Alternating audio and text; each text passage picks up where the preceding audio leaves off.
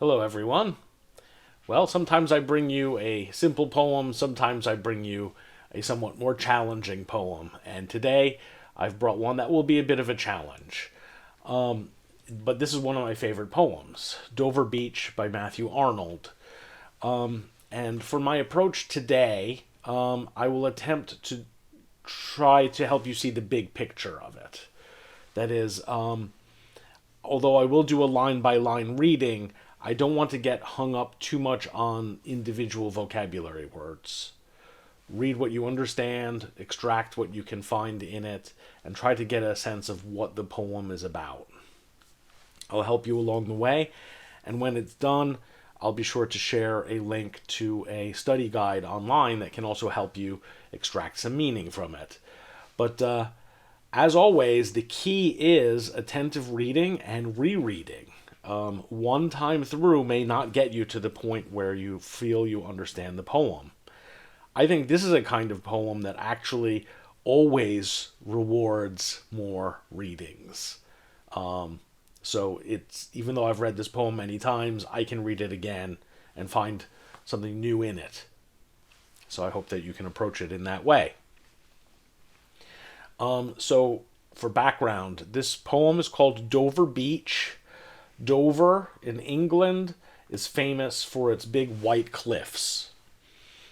Dover is on the English Channel, which is a narrow span of water between England and France. So from the English side, you can see the coastline of France, and it's an easy place for crossing. So to envision what's happening in this poem, imagine a couple vacationing at Dover. Perhaps it's a honeymoon. And they look out over the beautiful sea. And at first they see beauty in it. And then they hear, as it gets dark, an ominous, disturbing sound from the beach that suddenly becomes frightening. And the world seems unsafe. And they turn to each other and realize that faith to one another is the only thing that basically can save them. That they need to be true to one another because they can't trust the rest of the world. So, I will read you the poem line by line, and then I will give you a complete straight-through reading at the end. The sea is calm tonight, the tide is full. So they're looking across the sea, or actually the man himself is looking across the sea. And the tide is full, so the water is high on the beach because the tide has risen to the full tide. The moon lies fair upon the straits, upon the narrow English Channel, the water. And the moon looks beautiful on the water. On the French coast, the light gleams and is gone.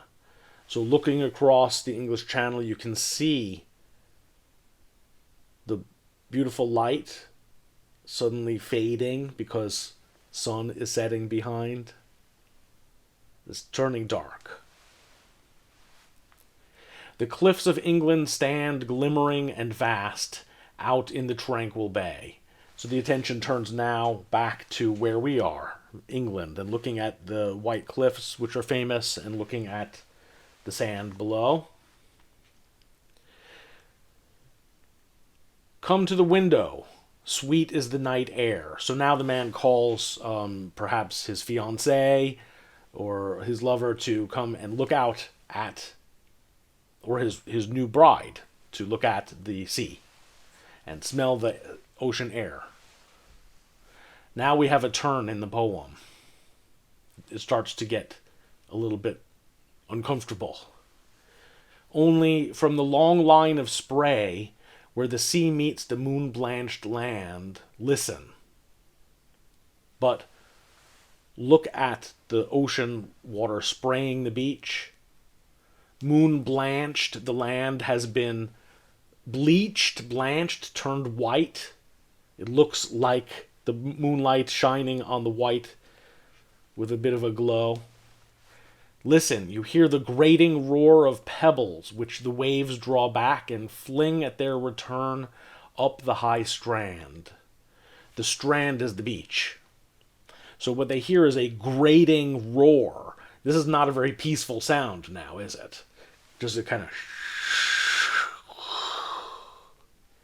as the beach is, the waves are pulling out the sand and then flinging back as the waves return, pebbles striking the beach with a kind of disturbing sound. Begin and cease and then again begin with tremulous cadence slow. So the beach just has a kind of a rhythm to it. It begins, stops, begins again. Tremulous, we've heard this word before, like trembling. Cadence is a kind of a rhythm. And bring the eternal note of sadness in. This is a sad sound to him listening to the beach as daylight has faded and now it has turned dark. Eternal note. It's not just that I'm sad in this moment, but there's some sort of sadness to the world that has always been here that I'm only noticing now. Sophocles long ago heard it on the Aegean. So now he is imagining a great wise playwright from ancient Greece. He heard the same sadness. This has been around forever when he listened to the sea and the beach in ancient Greece. And it brought into his mind the turbid ebb and flow of human misery. Sophocles could hear how our sadness comes and goes and comes and goes.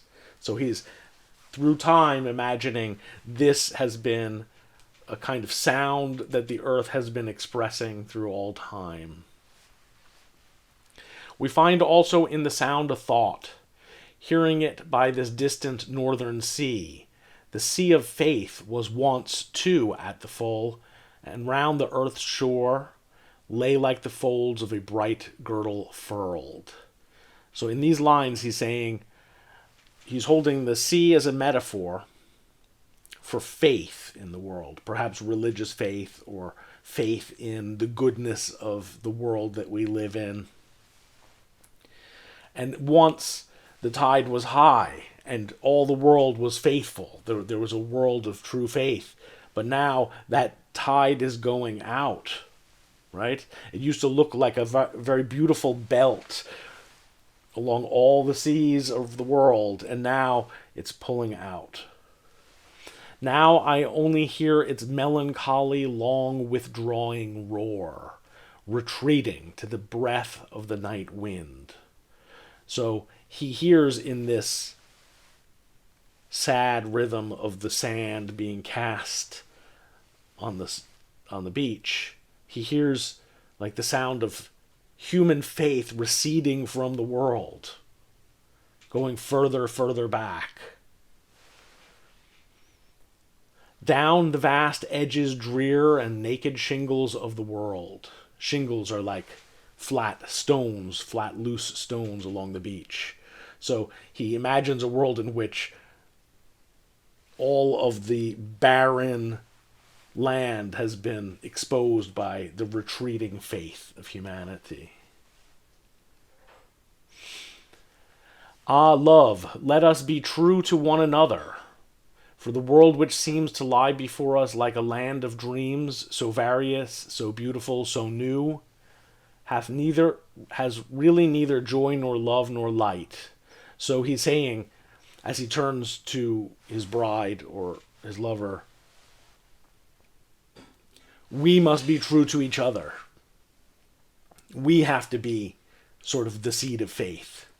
We have to have the faith that the world is losing. The world which seems like a beautiful land of dreams, so various, beautiful, so new,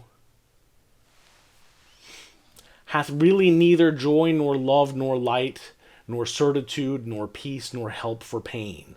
So the world, the beauty of it is an illusion. Take it away and we see that the world is actually faithless, cold, that has nothing to save or protect us. So we're going to have to be, in our faith, the ones that hold together. And we are here as on a darkling plain. We are like on a bare land which is turning dark, swept with confused alarms of struggle and flight, where ignorant armies clash by night. So he paints a picture of a world in which it's dark and there's fighting and struggle everywhere, and armies cannot see themselves and cannot see one another, and they're clashing and fighting. It's a chaotic, violent, dangerous world. And in this sweep of the world, it's just the two of them holding together in faith. Okay? You may not have understood every detail in that. Reviewing it may not get you every detail on the second go.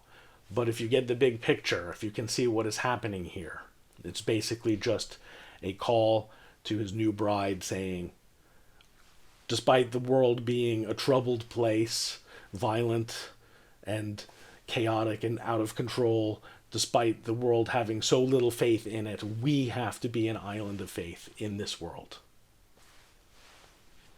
That's the best I can do to describe it to you, but I will, as I said, give you a study guide. Let me go ahead and read that poem without interruption and see what you think. The sea is calm tonight, the tide is full, the moon lies fair upon the straits. On the French coast, the light gleams and is gone. The cliffs of England stand, glimmering and vast, out in the tranquil bay. Come to the window, sweet is the night air. Only from the long line of spray where the sea meets the moon-blanched land, listen. You hear the grating roar of pebbles, which the waves draw back and fling at their return up the high strand. Begin and cease, and then again begin, with tremulous cadence slow, and bring the eternal note of sadness in. Sophocles long ago heard it on the Aegean, and it brought into his mind the turbid ebb and flow of human misery. We find also in the sound a thought, hearing it by this distant northern sea. The sea of faith was once, too, at the full, and round earth's shore lay like the folds of a bright girdle furled. But now I only hear its melancholy, long withdrawing roar, retreating to the breath of the night wind down the vast edges drear and naked shingles of the world. Ah, love, let us be true to one another, for the world which seems to lie before us like a land of dreams, so various, so beautiful, so new, hath really neither joy nor love nor light, nor certitude nor peace nor help for pain. And we are here as on a darkling plain, swept with confused alarms of struggle and flight, where ignorant armies clash by night. As always, ponder on it, take a little time to think. I'll see you again soon. Have a good day.